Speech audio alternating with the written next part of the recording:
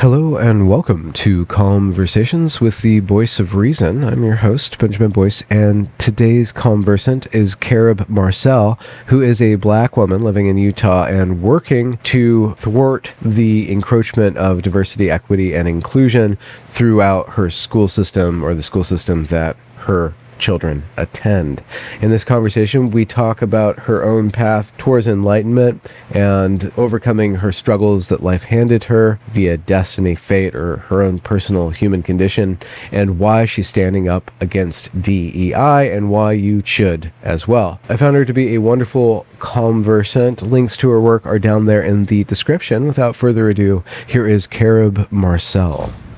I've not encountered someone with your name, so could you tell me how to pronounce it just so I'm Perfect. correct? Carob. Carob. Okay. Uh-huh. Just like the health food, the imitation chocolate. Is it a health food?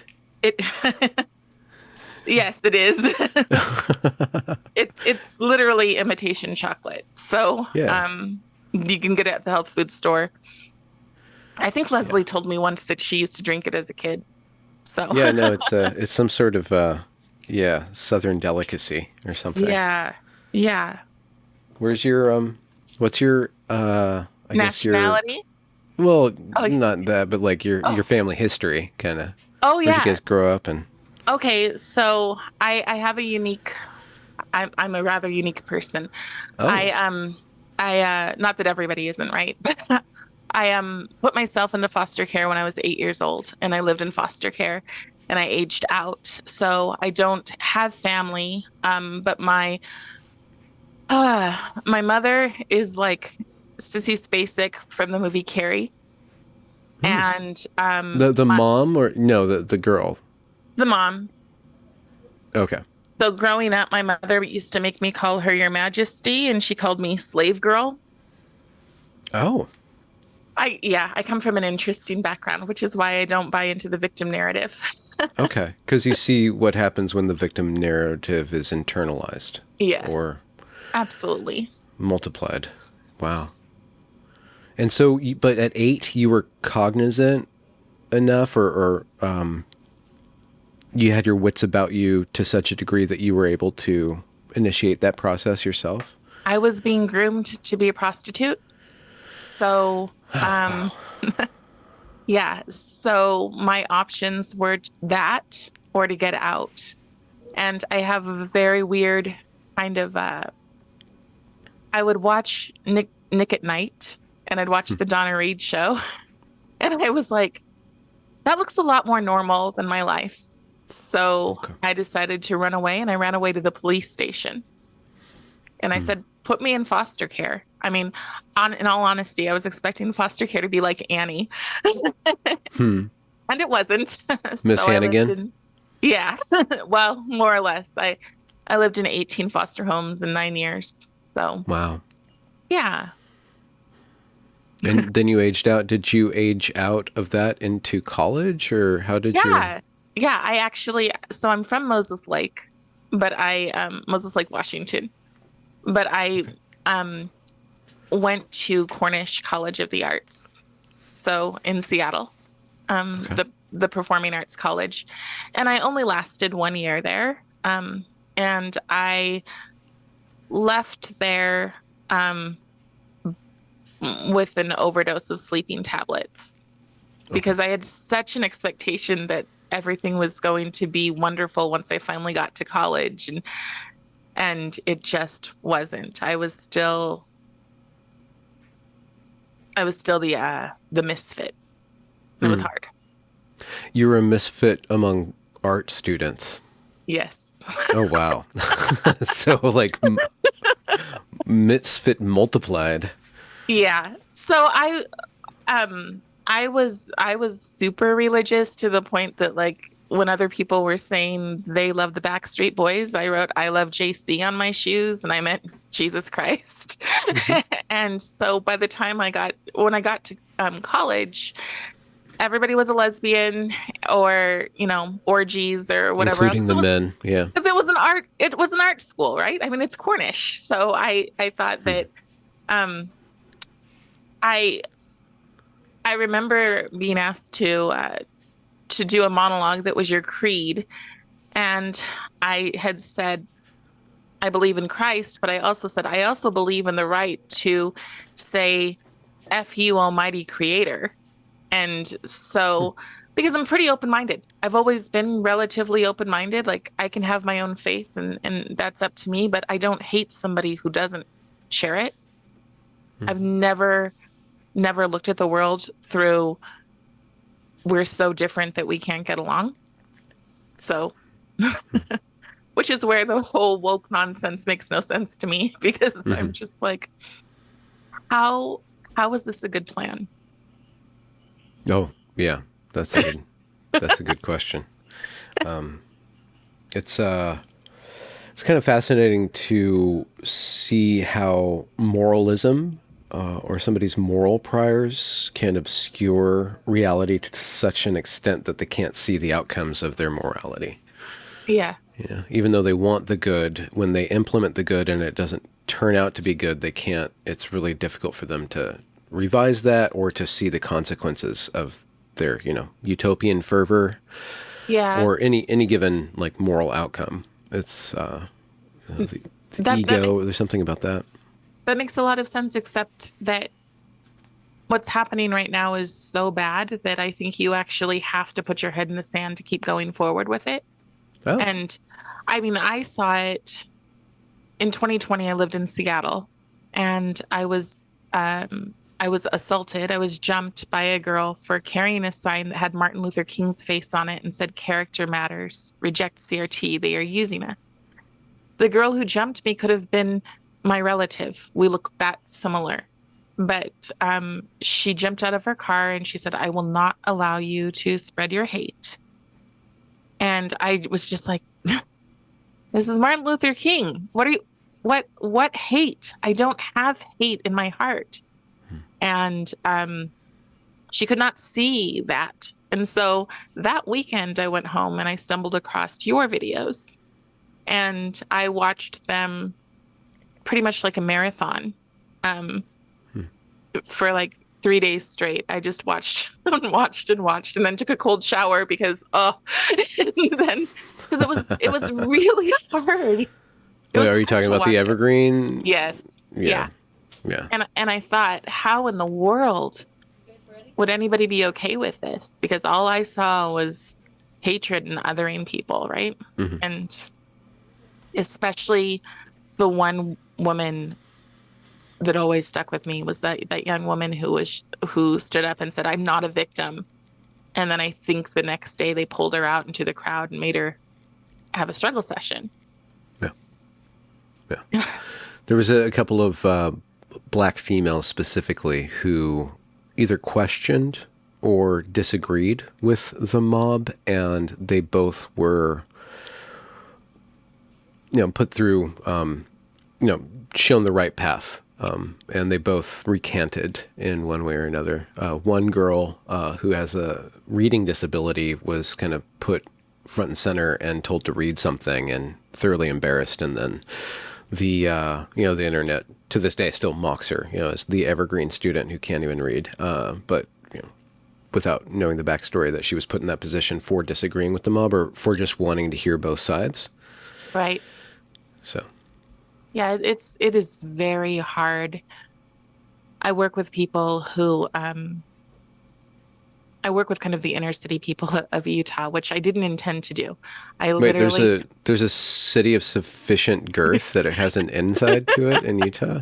Utah is not what you think by a long shot. By a long shot. It'll be exciting, fun to get into it, Mm. and hope my car doesn't get blown up. Just Oh, while you're speaking to me. Okay. Well, that's a good way. How should we frame this discussion? Like, where do you want to head? So I know where we can begin and kind of yeah. get into your story and your trajectory. Because we Before already kind of did but right, I like, know, and I am a jumper. you're a jumper? Yeah, I jump all over the place. Like MC Hammer Pants? Exactly. Exactly. So I spilt milk. I made notes of everything that I wanted to try to hit.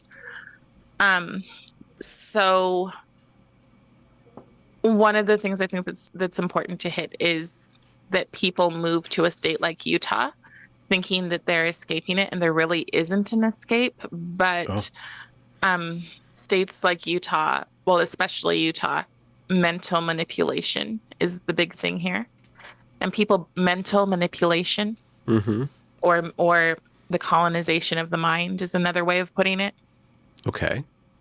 And so what happens, especially here, is that, well, the Mormon church has a background, has a history that if you aren't Mormon, you generally know. And that is, they didn't allow blacks into the church until the 1970s. Yeah. Now, I'm not LDS, I'm former, but I'm not current. But because of that, so many people are jumping onto the woke wagon, and nobody will admit it, but that's what's happening. Is they're like, well, obviously we have this racist past that's not that racist, so how do we fix it? Mm-hmm. And so that's one thing. The Yeah. the we have signs out here. We have these insane billboards that say, "Let me hold your gun until you feel safe. Let me hold your pills until you feel safe." So you're driving down the road, not thinking about anything, and all of a sudden there's suicide signs. Oh, okay. Suicide. I thought that was like, let me confiscate your ability to self-defend yourself I'm with the sure guns. that's part of it too, but it's Yeah. really like our governor goes and visits the high schools, and the kids, especially with the LGBTQIA, they will wear armbands that look like, they think they're supposed to look like the victims in the Holocaust, but who They wore the look like armbands? Stasi. I'm like, who wore the armbands? Yeah, the rainbow Stasi. Yeah. Yeah. And you just Yeah. sit there going, and the The rainbow governor's, guard. yeah, exactly. Yeah. Exactly. So it's an interesting, and that of course doesn't go along with the proclamation of the family. Um, and then What's they that? have the proclamation of the Proclamation. family is it is a basically doctrine that was put out by the first presidency of the LDS Church, and ultimately it says a lot of things, but the main basic line is that marriage is between a man and a woman, Mm-hmm. and that all changed in I think about 2010 with Prop 8, and it seems almost like people moved over here to completely and utterly change Hmm. Utah. And then the other thing is elitism. So those are all of the kind of things that we can talk about.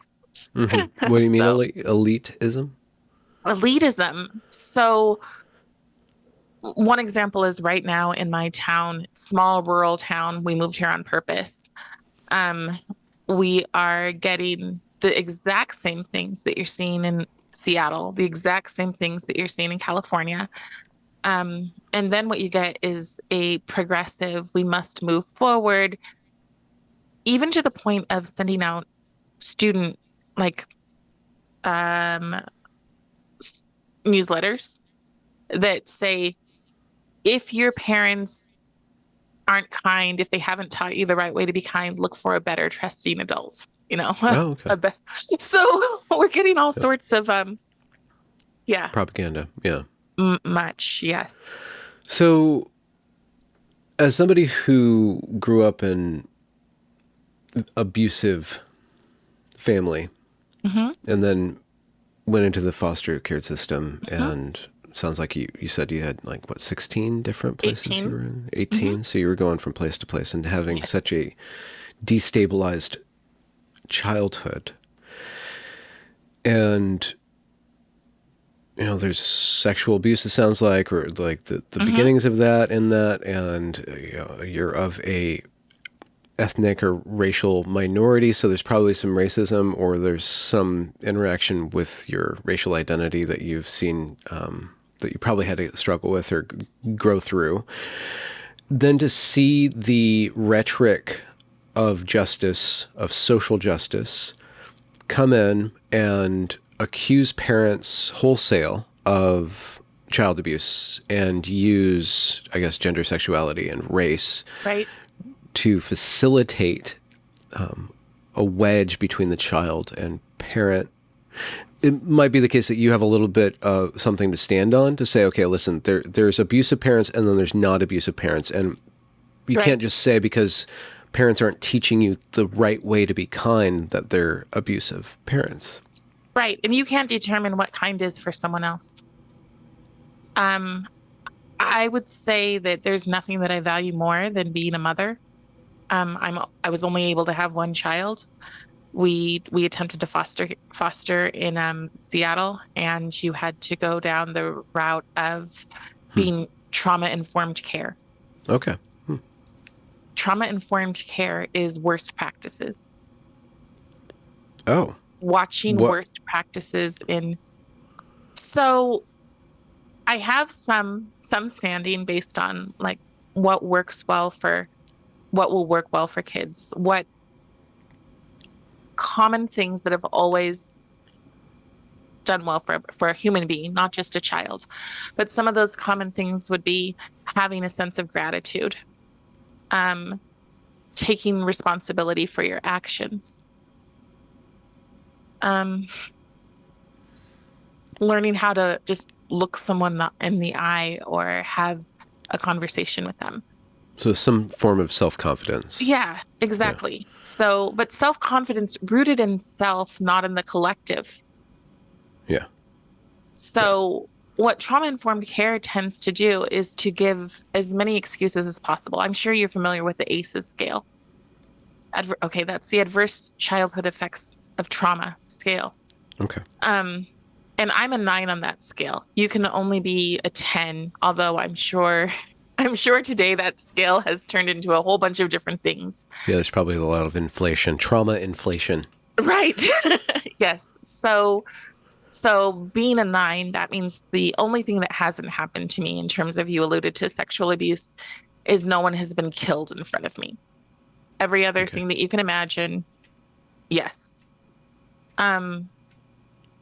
And those are the people, we are the people, I guess, that need true resilience.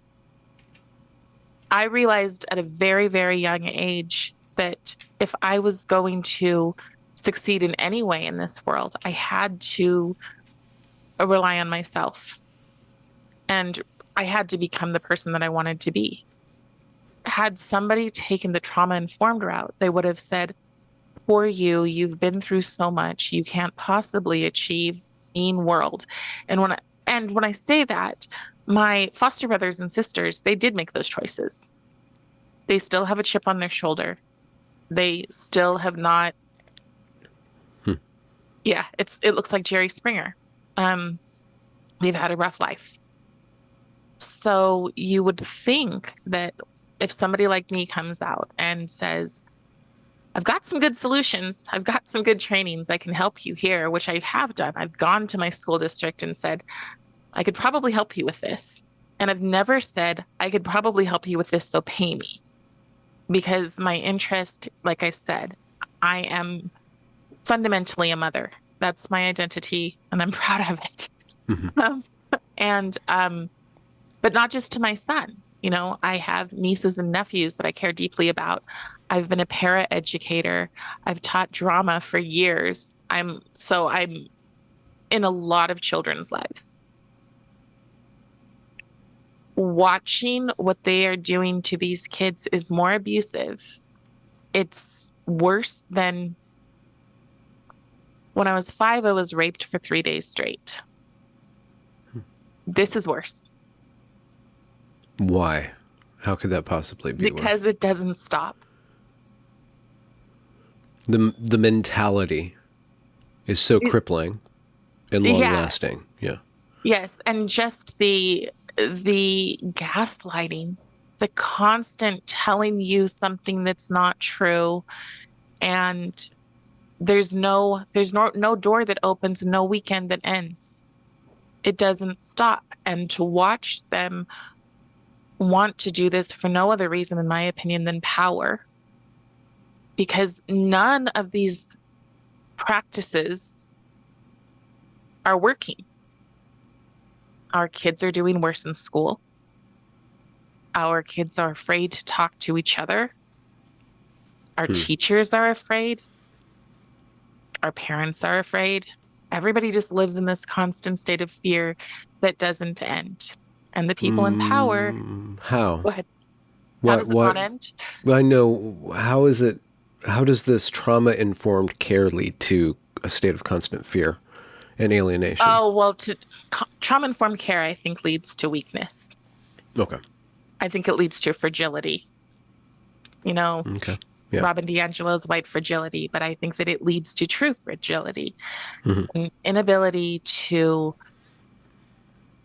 kind of take the world by both hands and say, I'm going to direct the way things are going to go in my life. Instead, you're waiting for things to happen to you. And you're also being constantly told the good things aren't going to happen to you. But at the same time, you're also being fed, you're being given enough. So I had a foster What daughter enough attention or or enough stuff. One of the worst agencies, in my opinion, was the Casey Foundation. There will probably be people who will be upset by that. But the Casey Foundation gave their foster kids a lot of material things, a lot of material opportunities. By the time we got into foster care, I had a foster daughter who opened up the pantry and pulled everything out and threw it all over the floors on purpose. And then she stood in the middle of my hallway and urinated. And then she grabbed a mop and painted me with it. Meanwhile, I'm calling the social worker going, what do I do? What do I do? What do I do? And they said, just take some deep breaths and maybe sing her a song. And I'm just like, okay? that's not going to help. And I would say, best practice. You need to come out here. We need to sit and have a roundtable discussion and talk about expectations. Oh no, because that could upset her. This is not healthy. This is harming children, and it's just not healthy. Mm. And it So doesn't if stop. Sorry. and it yeah, with the mentality being Yeah. embedded, then you perpetuate that form of self-victimization and I guess perpetual fragility. So what were the steps for you to process and heal from your childhood? What were some of the hurdles and the ways that you grew past that? One, I think I was very fortunate in that I didn't believe the majority of it was my fault. I could look at life and maybe I had a strange sense of maturity, but I could look at life and say, I wasn't the 40-year-old man having sex with this person. My mother's behavior was so off the chart. It wasn't what happens for a lot of foster kids is that they want to go back. They idolize their parents. They fantasize that their situation is a lot better than it actually is. Mine was bad enough that that wasn't an option. So, the first time I ran away from home when I went to the police station, when they brought me back, my mother grabbed a screwdriver and put it next to my tongue and and she's told me if I ever brought the pigs to her home again, she would tear my tongue out. So I knew I needed to leave and never, ever go back. Mm-hmm. And so for me, that was the first step. The second thing was I valued reading. So I read, and it's one of the things that's frustrating to me about representation. I read books about people who've overcome and had beautiful lives. And as a little kid, that meant I read The Secret Garden. That meant I read The Little Princess. They didn't have to look like me. They could be British girls. Mm-hmm. And I still appreciated the story and I got something out of them. And then the last thing was, two things. One, this is so tricky today, but I had a wonderful counselor. His name was Paul Martin. I will never forget him. He was my counselor for most of my growing up. So I graduated out of therapy when I was, I think, maybe in 11th grade. But for every foster home, everything, he was a steady constant in my life. so, and then I had a teacher who told me once, Mr. Garza, and he told me, I see that your life is bad. I see that this foster home is terrible, but the way your life is today is not the way it has to be in the future. You get to make your life what you want it to be. But whether you succeed or you fail, it really is on you. Mm-hmm. And so by the time when I got into high school, theater's it's kind of in my blood. And so when I got into high school, I thrived as an actress, even though I did deal with racism. I was in Moses Lake, and the drama teacher would say, "Oh, I recognize that you're talented, but Moses Lake just isn't ready for a Black actress." And it finally came down to my class literally sitting down and saying, "Yeah, Carrie deserves to play. We know she deserves to play. She deserves to play that role. You can't do this. It's wrong." So, and that's basically, so yeah, I mean, Did you get the part? Yes. So how did you do? So I did well. I mean, yeah. So, it was Rosalind in As You Like It. So another one of the stupid things where, Black people can't appreciate Shakespeare. There's so many insulting things. And I think the biggest thing that I've learned is to let most things roll off your shoulder. So, there was a boy when I was, in junior high, and he would not drink out of the same water fountain as me because he did not want to drink from a Black person's water fountain. And what decade was this? Like 1940s or something? This is the 90s. Okay. So this is the 90s. And the thing is that like my friends, they got upset. They were just like, "I can't believe he's doing that." And something in my head just said, kill him with kindness. And so we went to a very small little Christian school. And by the end of the year, he said, "Hey, can I write in your yearbook?" So not the end of the year, but he was a little bit older than me. So the end of his school. And he wrote in my yearbook, "I was wrong." And so sometimes we deal with racism by going, "Yeah, you're stupid, but whatever," and the way I look at it is that there's racism, there's bigotry, and then there's being a racist. Bigotry often means fear, in my opinion. Now, I'm not any kind of a professional, but bigotry often means fear of the unknown, maybe even preconceived notions of the unknown. But that's something that can be changed. That's something that people can grow from. People can have conversations, get to know that you're just a normal person, just a kind person, whatever, and I don't think that there's anything wrong with having a bigoted or biased view if it's something that you work on changing, if something you're open to change. Racism has hatred behind it.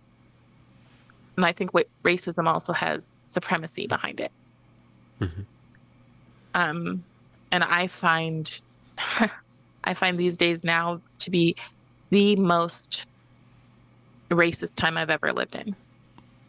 Because of the hate and the supremacy or superiority? Yes. Because and how is hate and superiority smuggled into anti-racism, quote unquote? It's all of it. So people at the top, so there's grifters. Okay, there's the one in your story, the Queen of Hearts or whatever she was, but there's grifters at the highest levels.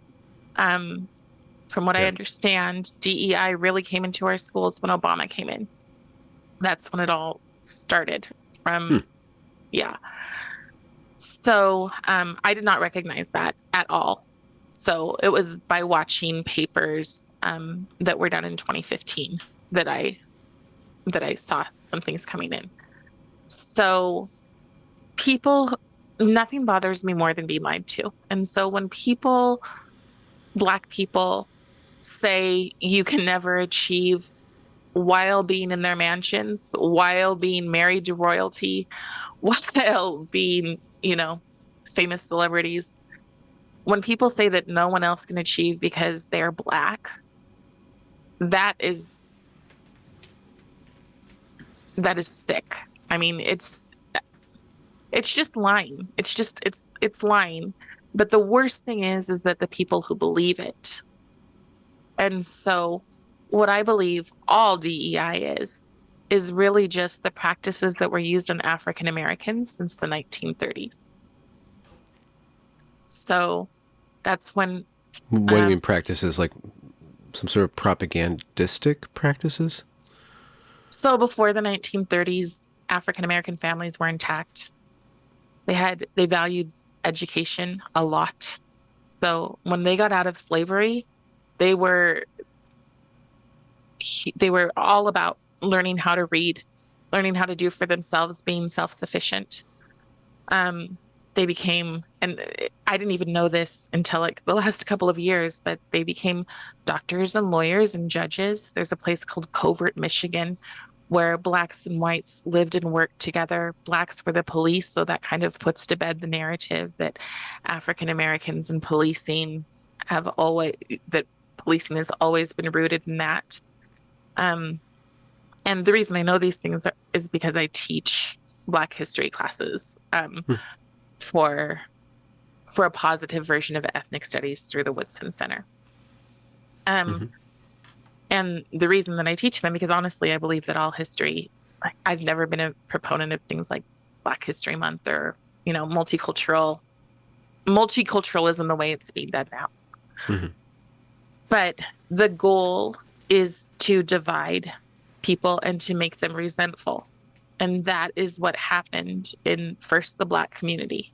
I'm sorry, I'm really blunt, but first the Black community, were the first people that I've ever seen that can make racial slurs about other people, and it's totally acceptable.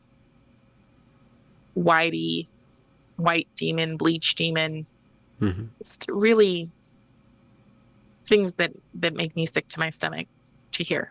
But it's acceptable. It's perfectly okay. There was even one person who said, we don't like those words. And I'm like, well, that's part of our vernacular. And it's just, it's sad, but it's also extremely reductive. And I'm very concerned that the forced acceptance really makes people more and more resentful behind closed doors. And I think that's why racism is getting worse, because how many times can you listen to somebody say horrible things about you, beat you up, or just shame you before you begin to hate them? So, in ethnic studies, now my son looks like he's Irish. He is, he's pale, red hair and freckled. Okay. When I saw in Washington them say you need to identify as biracial children need to identify as their oppressed side and reject their oppressive side. Okay. That's great. That's a recipe for individuation and a harmonious existence. An integrated psyche. For people who think that mental health, when they're saying mental health is the biggest crisis in America, along with white supremacy, telling kids to hate a portion of themselves. So I saw this, and then I saw our school was going to have both a kids of color and an African American kids club at school, 2 separate clubs. And I lived in Snohomish. So I was like the only person who looked like me out there. Most of these kids are adopted by Microsoft and Google families.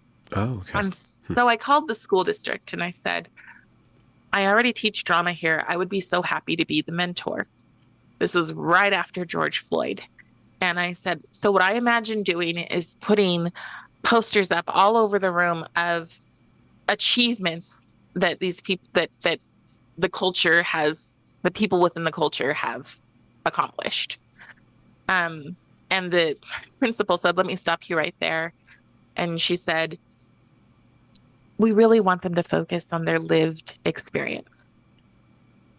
And I just Meaning, thought, meaning what?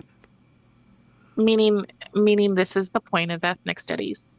And this is what Okay. they want is ethnic studies. The point of ethnic studies is a double helix. First, to teach every child why they are oppressed.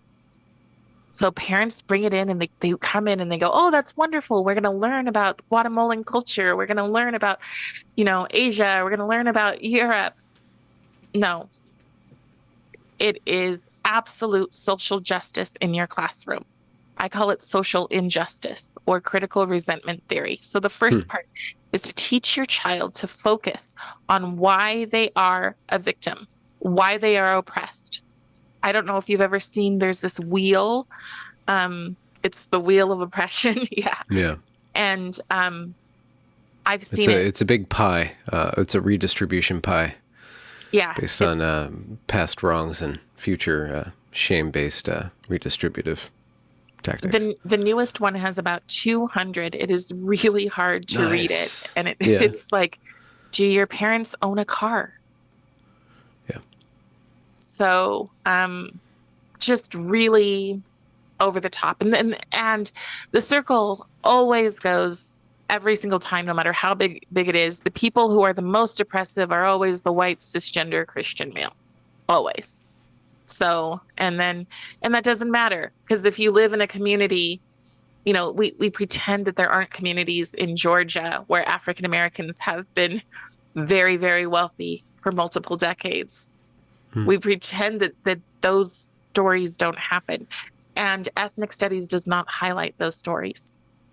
So I've been spending the last 2 months digging through ethnic studies, and they specifically do not highlight that because they want to highlight the voice of this so-called marginalized.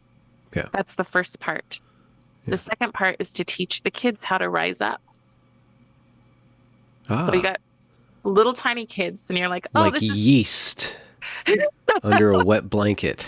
yes, yes. So, and I'm so sorry. I'm a high energy person, and your show is called No, you're Conversations. doing very So, good. You're doing very good. I just like to crack stupid jokes in the middle of it. So, one is to find a reason to be resentful, and then two is to how to channel that energy outward in order to disrupt and dismantle the systems of oppression.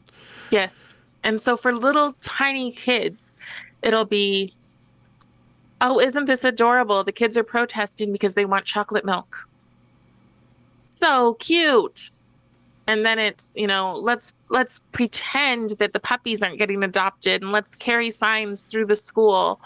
So adorable. Oh, well, now Hmm. we want to teach you how to be kind. And being kind means that even if your family has old ideas, old traditions, or old values, i.e., the four olds of China, um, Hmm. yeah. So they want to remove the four olds, and So, and you are referencing a part of the Cultural Revolution under Mao's yes, China, where they made a list of the, I guess, four things that needed to be yes. It was old demolished in order traditions, for the old new customs, order. old religions, and old ideas, I believe. Okay. Yes. Okay. Yeah. And the Yeah. same thing is happening in Maoist America. Yes. Okay. Yes. And the reason that I found this out was, like I said before, I'm a pretty open-minded person. And in 2020, I listened to a bunch of Asian people speaking in Bellevue. And they said, where do we go from here? We ran away to get here. And the thing is that Asian people and Black people often do not speak to each other. So Hmm. the fact that they were so desperate that they were willing to have these conversations, and then I started documenting them. So Well, the fa- could go you ahead. give me a little bit more Yeah. context for this? These Asian people speaking. Who were they speaking to? They were speaking at Bellevue, and it was 2020, so it was about the election. Um, and they were one thing to know about immigrants is oftentimes they will not vote. They don't trust the government for obvious reasons. But they were very Immigrants? refugees. Okay. Why would they not trust Well, the government that took them in? they don't trust the government because, Period. yes, because of what they've been through before. So they just are, Okay. they value their liberty. They want to be left alone. Yeah. So they want to be able to, make money and do the things that they've never been able to do before. Yeah. Okay. So, um, and in fact, one person after the election killed themselves because Asian? yes, yes, Because why? because they don't feel like they feel like they're going back into the nightmare they came from. Okay. All right. And we're talking about Washington, and we're probably not just talking about the election of Joseph Biden, stellar leader of the free world. We're talking more about local politics as well in Washington and the Yeah. implementation of various explicitly Hmm. communistic, social justice-y, Maoist policies and policymakers. Things that look just like what they left. Yeah. Okay. But So, with a Google, Microsoft kind of yes, level of life, like income and yes, amenities. Yeah. yes, yes. But what they started to realize was, um, and I don't know if you've interviewed Alvin Louis from Courage is a Habit. I think Yes. you might. Okay, yeah. Yeah. When we spoke, he explained one of the things that he said was that they're being taught out of the same little book that their grandparents ran from. Yeah. So, um, and then what I learned from that, so I've been listening to a lot of people, especially from Asia, getting their Mm. stories. Um, but another thing that Alvin had said, and like I said, I jumped, so sorry. Yeah. Um, when I had said the thing about Asians and Black people, he said, "Well, here's the thing." He said, "When immigrants come here, they're even including African, right? They're thinking we are only one generation away from success. African Americans are taught we're only one generation away from slavery, even though it's not really one Okay. generation, right? Yeah. So, Okay. but they're Yeah. taught to look backwards. Everybody else is Yes. taught to look forward. They're taught to look backwards. And that's where I think the root of lack of respect comes from. Yeah. And it's really sad because then the people on this side perpetuate the things that these people already think. Yeah. And I feel like it's watching what's happening in schools right now makes me believe that what happened to them for all of these decades was designed. Okay. So that's something that we jumped off of and went Exactly. circuitously back around, and that's totally fine. I enjoy it. I can think like a spider web too. Is that you propose that since the 30s, the Black Yes. community in the United States of America was, in a sense, the testing ground The guinea pigs. for Yeah.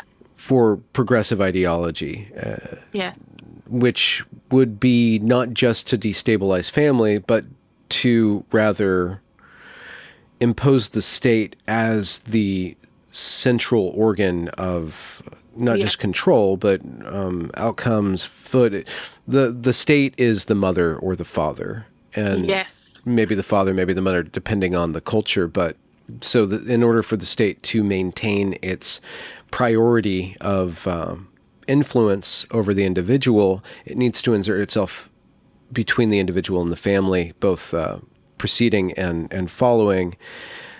And it does that through a narrative of helplessness, learned helplessness, Well, victimhood, and then also paybacks, right? So yes. And we'll pay. also it came through literal communism.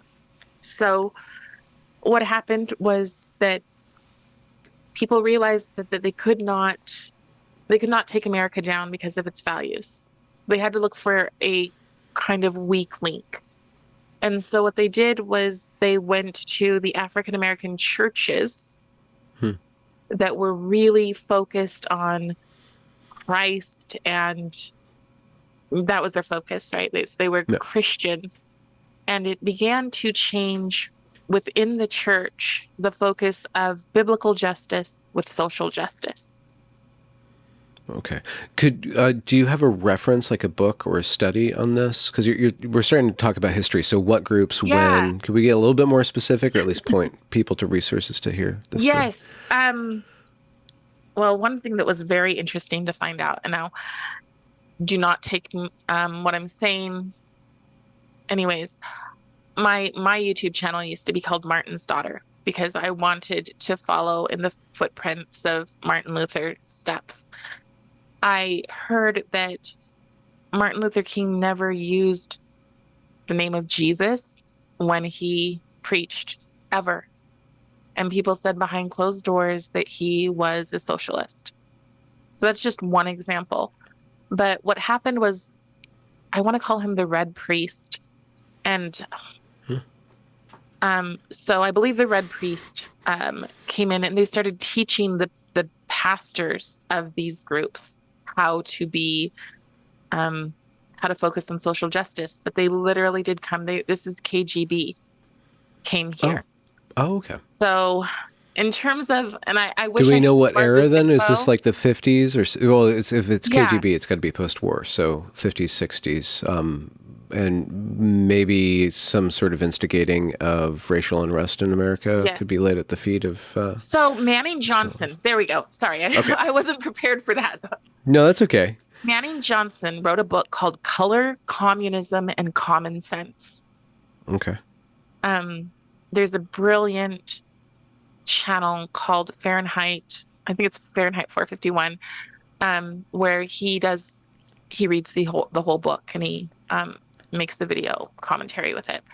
But Color, Communism, and Common Sense, and it shows how communism overtook the churches. Okay. Specifically the black churches. The black churches, And- then.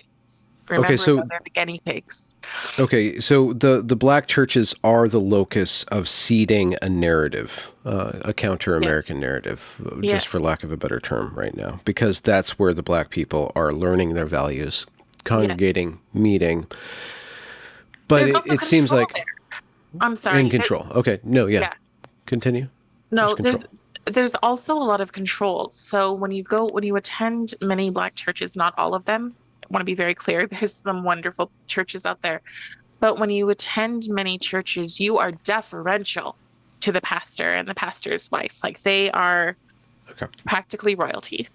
So Okay, in yeah. some situations, they're called the first lady and first man. So, Yeah.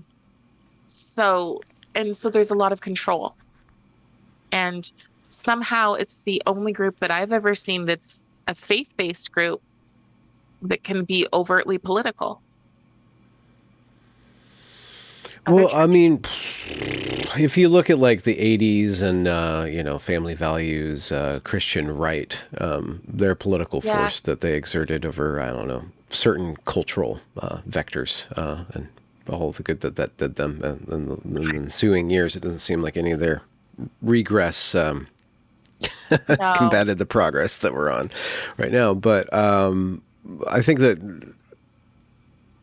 Well, no, because, yeah, I mean, I just want to challenge it a little bit because I know maybe overtly political rather than covertly political, because I know that churches are just political by design and some are trying to be less so and some trying to be more so. Well, I think they lose their tax exempt status if they endorse a candidate. Okay. So- But black churches are very endorsey. Yeah. Yeah. Okay. I mean, Because if you can convince the black people through the churches that they're a voting bloc, then they have political power as a voting bloc. yes. Okay. Yeah. So to forward the narrative that you're laying out, the black communities were infiltrated by communists, by this red priest.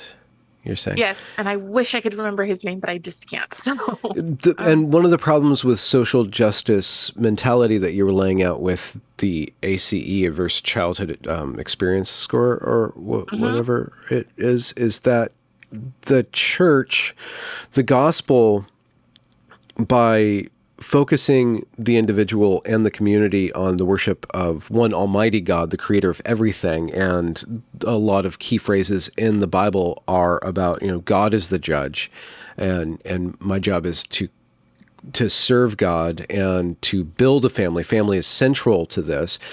All those core values, those core Christian values, are in contradiction with communist values, which are the state is God. When most of the Old Testament is about you don't want a king, you don't want a state. I'm challenging you to Right. be an independent people. So how does that mix and how does that mutate? I think it's by kindness. I think it's by kindness. We are supposed to, Ah, as as people of faith, you are supposed to take care of the widow. You are yes. supposed to, and the orphan. Uplift the And downtrodden. right, Yeah. exactly. And so I think that that's how it starts. But then also, Hmm. it's also where victimhood becomes virtuous. So, This is a thing. I was just talking to Nina Paley about Christ, and because Christ is the ultimate victim, so there is kind of a Christian. There's a way of relating to the victim yeah, that Christ redeems, and that social justice perverts. It takes the same kind of foundational values of charity, of yes. humility, of poverty, and it inverts it in a different way, in a satanic way, I guess, if we want to use the biblical terms, by making it So concrete material. with Christ, I think the basic is that once he dies on the cross and you accept him as your savior, then you are redeemed. With social justice, there is no redemption ever. There ain't no redemption. Try to make a gospel song about that. So, and that's why it's so terrible because people are constantly doing the work. And so there's a difference between being in my opinion, there's a difference between being a Christian and being religious. And one thing that I've heard is that Christ came to wreck religion. Hmm. It was religious people. It was religion that, has caused so much hurt in the world. Hmm. And Christ has brought a lot of hope. And so, and I'm trying not to be like give my own personal opinions You on this. can give your own personal So, opinions on this. You're but totally I'm fine trying to here. stick it to the point of how the Okay. church changes. Yeah. Okay. So it becomes from being a savior to being maybe an example of, or for being the savior to being maybe an example of a savior. So it's not about salvation, it's about liberation. That's one way. Exactly. Yeah. Yeah. It's all about liberation. That's Yeah. that's Emancipation. Yeah. actually ethnic studies is called liberated ethnic studies. Yeah. It's And what that's this a so is. very powerful mimetic device, especially in Black America, because America's story is about breaking those chains Yeah, of slavery. It's about liberalism. It's about being emancipated. And if you can take that emancipation a step or two further, you get Marxism. right. Get You that you basically revolutionary. you basically break the chains off and walk right into another cage. Yeah. So and if you can't break the mental chains, you don't even get to taste freedom. And that's the problem is that when they bring this stuff into schools, these kids are going to be mentally enslaved. That's what I see. What's So the alternative then? I mean, what's a real liberal framework, or something that's not? If you don't think liberalism itself is the framework, what's the no, I counter? mean, I think classical liberal is the right route. Which So is, how would you describe that, or define that, or promulgate that? I always tell people to go backwards. So I think that So what you are a regressive reactionary. Well, where I mean by going backwards is we grew up with I have an idea of where your age is. But we grew up about the same time. Hmm. And I Sesame Street, Mr. Rogers, we were taught simple truths. We were taught to be kind to each other. I think that to bring schools should teach excellence and they should expect excellence. Hmm. And if you have a person in your class who's maybe deaf or, has some sort of special needs, then you cater to those special needs in a way um, that helps them to reach where the other kids are as much as possible. You do not break the rules and say, oh, your child has ADHD, they get 5 more hours on a test. So that's not the same as sitting next to a child who, cannot write, Yeah. but yet you're sitting there and I've done this, where you sit next to the child who cannot write and they tell you what they want to say so that you're helping them reach their version of excellence. Hmm. We're getting rid of excellence. We are adopting worst practices. So one example, literacy. It's horrible right now. So here in Utah, it's 16%, 16% for African American students. Just literacy, period, not just like how far ahead they are. No, how far they can read at all. We're Okay, at 16%. 16% of, could you Kids, expand on that yes. data So of kids? 16% they get a school report card or a state report card. Yeah. And part of that is done by race. So 16% of African American kids can read like at grade level. Okay, at grade level. Okay, over the So course. yeah. Yeah. So this is not good. This is Well, and why?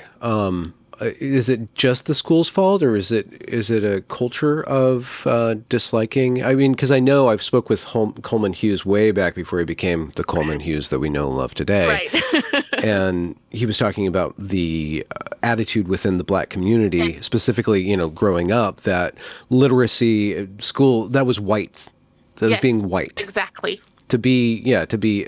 academically So adept we at all is change being it and we go white. Yeah. backwards and we tell our kids about the stories of excellence. We tell our kids about the Yeah. inventors, the doctors, and the lawyers before.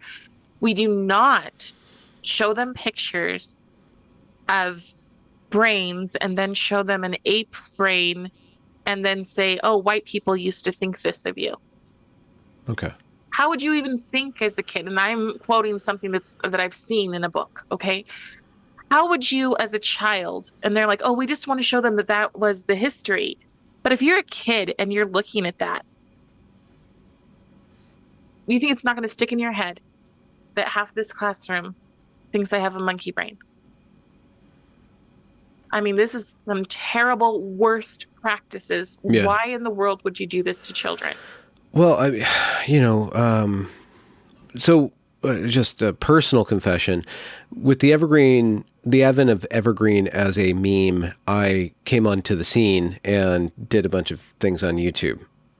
And it was mostly about the race issue. Yeah. And I spent, as long as I did on the Evergreen story, immersed in the race issue and got really sick of it because it doesn't seem like I can make a dent at all in that narrative because, I'm white, it's just like it, and plus it's so entrenched, like the mechanism of keeping this thing Yes. alive is just so big. But I saw over the course of my time investigating that and being involved in that like places like Clubhouse or sometimes on Twitter, Black Twitter, let's say, and that's just a euphemism for a lot of people who are Black who use Twitter, and they have kind of their own culture, a lot of memes. Like if you ever stumble into a Twitter thread and it's all like GIFs, like it's kind of like Black people use the GIF a lot, and they have Okay. They probably have like half of their phone data is just like with saved GIFs and stuff like that, but. you get into, and I just saw it the other day, I think it was yesterday, just talking about it was a meme. So it was like it was a picture of Superman and the picture of that guy from The Boys who I don't know, like he's the Homelander, you know? So like you have like this Okay. like righteous superhero of like, this is what America was taught in school, but this is the reality of America, which is this really cynical take of like Right. a murderous, self-obsessed, narcissistic, you know, power-hungry individual. And it was kind of that and I've been in Clubhouse, or I listened to Clubhouse, which is an app. I don't even know if it's still around. I think it is. But you have a lot of the black community commiserating over the fact that they can't get ahead, that they can't do anything, that they are oppressed, Hmm. and they come together as a community and they kind of focus on that.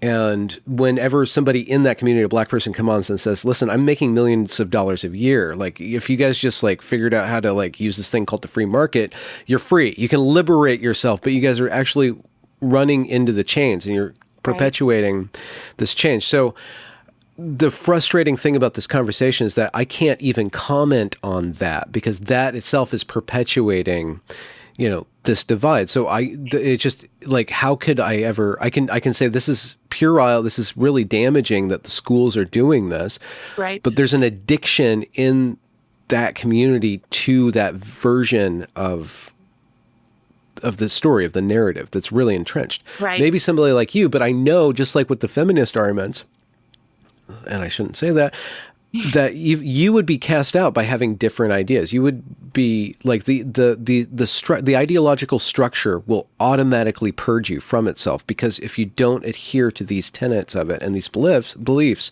you're Hannah Nicole Jones, or who Right. was the author of 1690s. Like, yeah, there's two types of black. There's politically black, and then there's just black as a race. Yes. And so you We can't want even black be faces black. that aren't black voices. We don't want Yeah. black faces that aren't black voices.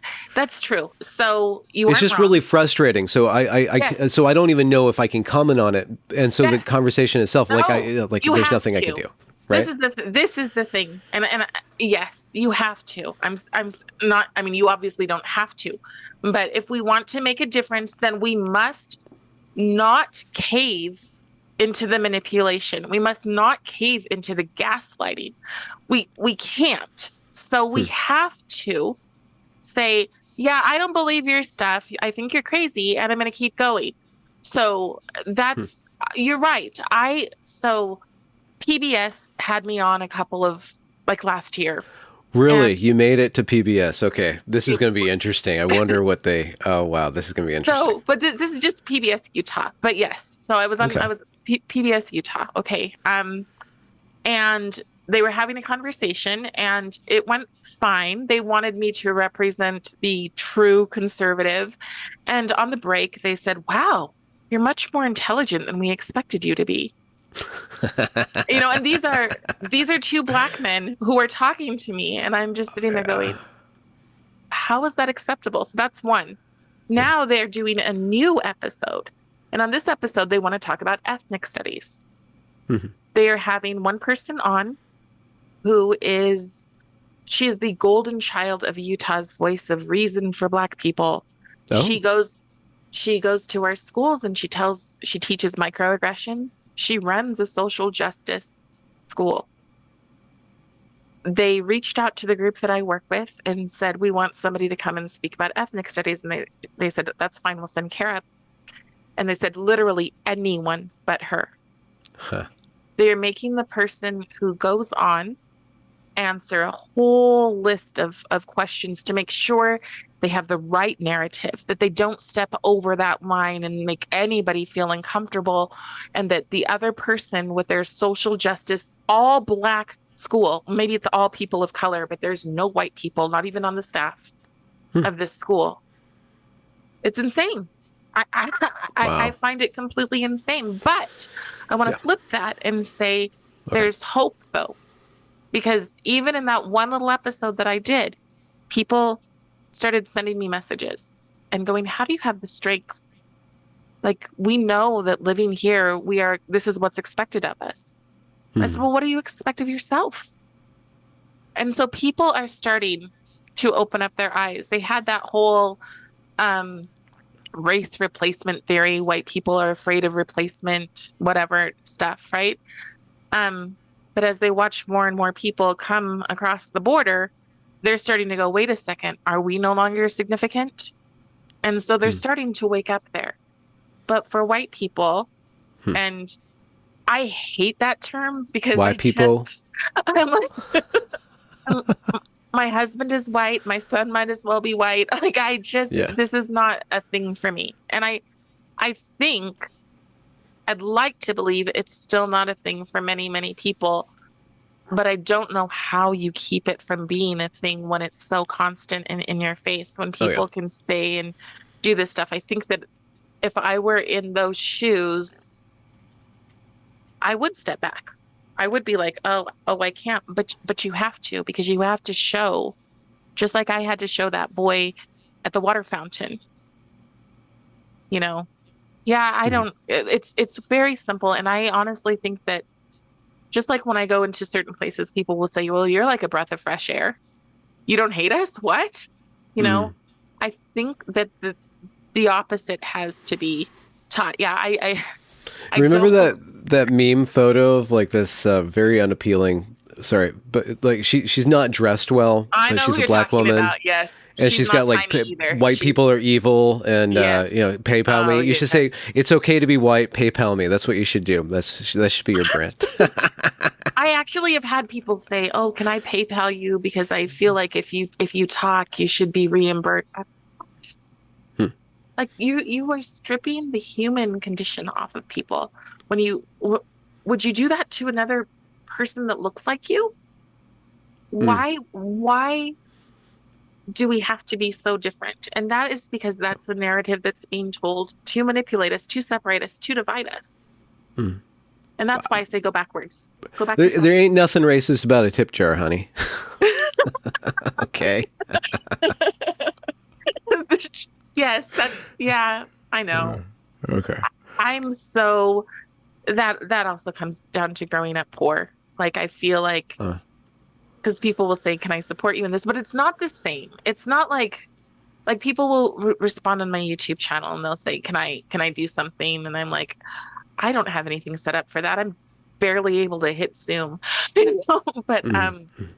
But but that's different than people wanting my black girl wisdom.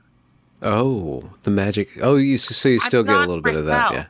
yeah. Okay, yeah. That's The the whole magic thing. black lady, yeah. Yeah, I'm like, I'm not for sale. I'm trying to do what is right. And I believe to do what is right means that you shout from as many rooftops as you can.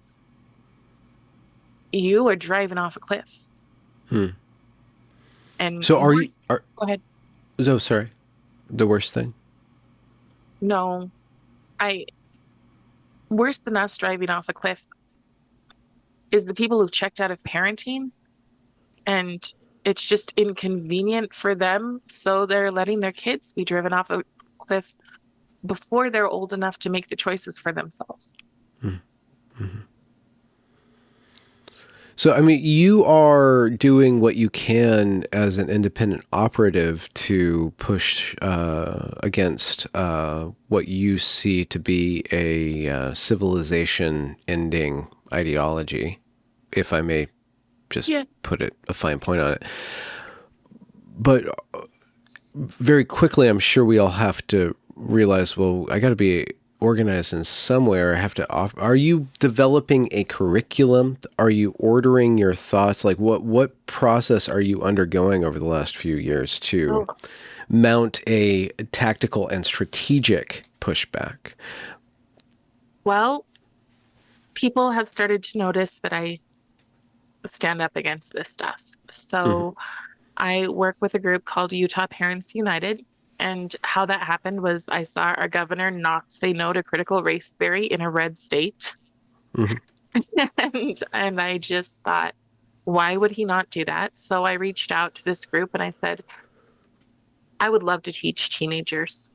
I just want to teach them what's going on. I just want to teach them the Marxist roots of what's happening here. And they said, absolutely come out and teach. So I taught a class for about a month. And Critical resentment theory, is that what you called it? yeah, yes. So yeah, well, that's one of the things that I call it. But that one, I basically told them that if you are ever asked to write your pronouns down, feel free to write, I am not interested in your liberal indoctrination. So, Hmm. um, Hmm.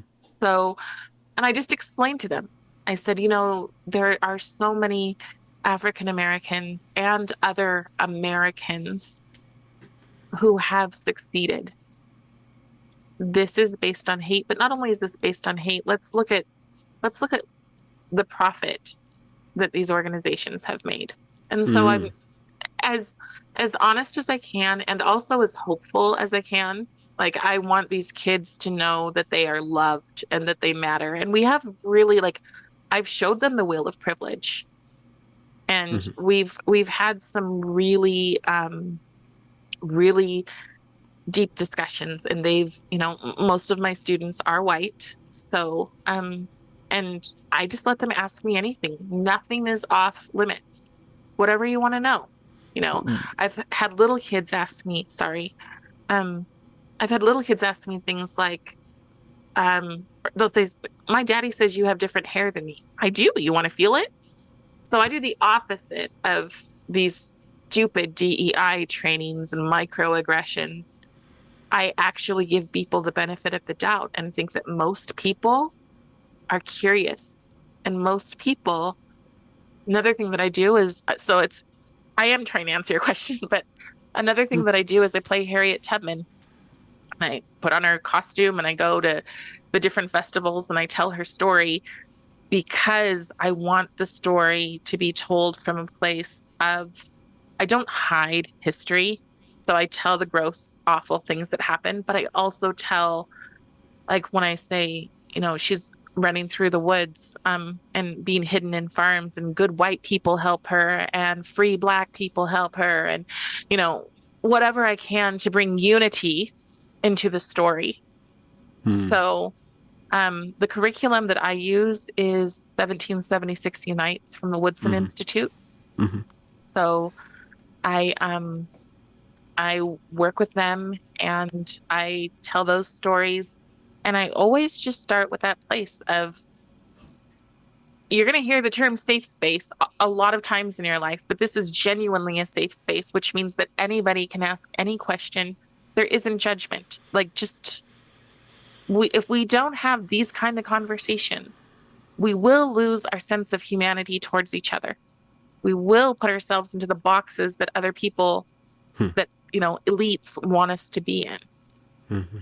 So that's what I do. And then I interview people and I especially people who've escaped communism. Hmm. And I try to um like add imagery and to tell their stories as beautifully as I can. I started off with interviewing people who'd aged out of foster care. But sadly, a lot of people in that category realized that there was virtue in victimhood. And so my idea of age out, rise up, people weren't interested in rising up anymore Hmm. because they just wanted the handout. They Hmm. wanted the reparation. Hmm. So Yeah, I don't know. I mean, yeah, there's a price to be paid for that handout. yeah, I mean, the cliche is freedom isn't free. Hmm. So, and honestly, I think that because people will say, well, how can you do this? Like I'll go to the Capitol and those groups will shove me. I mean, they're pretty vicious and or they'll get on Twitter and say my black or my anti-blackness is showing. Hmm. And I just am like, I'm just pro-human. That's Hmm. it. So, but I am upset and I do think that African Americans have a right to be upset, but they need to turn that anger towards the people that deserve it, towards the people who've told them that they are incapable of passing tests, that they cannot read, you know. if I believe that if these kids were to go into classrooms, and I've been torn because some people have said, well, don't you think we can teach our kids the best? And my pro-humanness is like, no, I want a freaking rainbow of everybody, you Hmm. know, all like loving each other, being kind and contributing to society. But like you said, if the damage has been done and it's so embedded that they can only trust people who look like them, then what do you do? I'm very nervous because we're starting school scholarships at $8,000 per kid. And I'm very nervous that the social justice crowd is going to get that money and the damage that can happen to those kids. What do you mean $8,000 scholarships to what? To 8,000 school choice. okay, okay, yeah, So, yeah. and so I absolutely support school choice. Our schools are a dumpster fire. But I would be very, very nervous that, Hmm. you know, they're going to become BLM schools. Yeah, I mean, if it is a free market, then you'll have your Marxist educations, you'll have your Catholic educations, maybe you'll have a couple of, or a few 1776 educations, right? Yeah, Maybe yeah. classical schools might take a rise. Maybe. There's a brilliant, brilliant school called the Piney Ridge School, and it's been around for about 200 years, I think 200 years. And they were so poor that they literally split logs down and they did their homework over the logs. Hmm. And this school, the principal of it today is on the Woodson board. These kids come from the worst situations. It's a boarding school, Hmm. and their success stories are through the roof. But you have to ask why then? If their success stories are through the roof, are we not implementing them? Why are we taking the best practices away from our kids? Yeah. Well, I mean, it's bothersome to have a bunch of individuals that are self-determined. It's much more safe for bureaucracies and incredibly complex systems to have compliant and reliant cogs. So, So I have another question on that then. hmm. So if behind closed doors people are becoming more and more resentful, is it possible that everybody thinks that this whole woke movement is anti-white? But as Black people become, no, I want to change those words. Hmm. As Black people are more um, featured for acting ignorantly, for jumping on cars, for twerking in the streets, having sex in the streets, whatever else, as they are featured or highlighted as being more and more savage, then is it possible that they are uh, that they are being turned into something that lots of people will find disposable?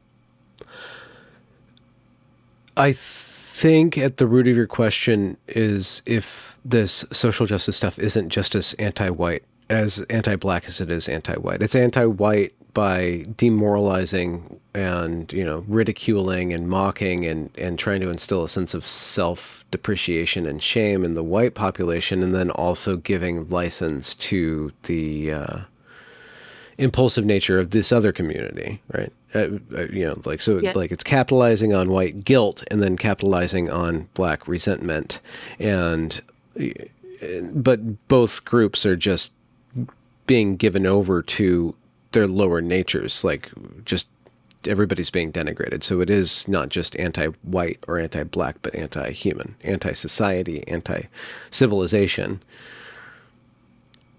But I think it's going to be easy to turn on the Black people if they can if this continues to be the narrative. I think that Yeah, yeah. it's I mean, when you look at it, I mean, if what if you do go to follow the intersectional math down, and you say, okay, there is going to be some sort of tribal nature to this. Yep. Hispanics as a group are going to say, we don't want to have anything to do with this other group over here, and Sure. this this is why I don't like even talking about this issue, because it just Right. sounds racist. But Yes, it because we're does. thinking in terms of race, so the Right. Hispanics are like, okay, well, the blacks are getting all the money, all the attention, and acting like savages, so we're not going to be on the black side. And the Asians are like, well, I guess we're going to have to team up with the whites, because at least they don't rob our stores and appreciate our math abilities. Like, right? Like, we're just Right. talking stereotypes. And the whites Right. are like, well, I guess some Hispanics are okay, blacks, da, da, da, da, da. And we're just all kind of like Mexican standoffy. And then who benefits? And Qui that's the thing. bono? And people will constantly say, well, why do you care so much? My school board will say that. Why does she care so much? And I'm Huh. like, because I feel like I need to wear a shirt that says, don't shoot me, I don't hate you, everywhere I go. That's Yeah, okay, yeah, I am like, that yeah. is an exhausting way to live your life. Yeah, geez, yeah, totally. Yeah, the downstream effects of the nihilification of, Yeah. of the authoritative black woman is like, this authoritative black woman's going to come in here and hate me and try to Yeah. grift on me. And you're like, no, I don't want to do that. So you have to contend with this newfangled negative black stereotype. Well, and here they do uplift the grifters.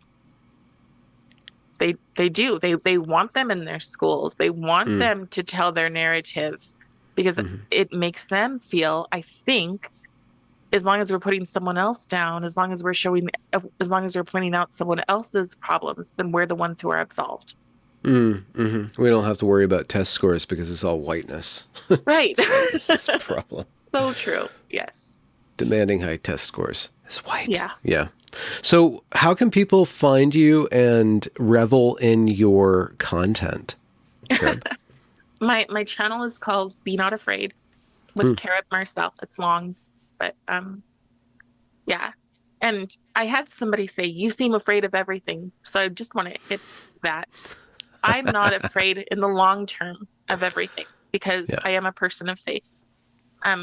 Doesn't mean that everything that I talk about is faith related by a long shot, but I'm very concerned about where society is going and what we are giving to our kids. So, Ben, thanks so much for having me. I don't know to go by Benjamin, but thank you very much. Thank you, Carob. Thank you so much. It was really wonderful to meet you. You And too. to have this conversation. Absolutely. Thank you.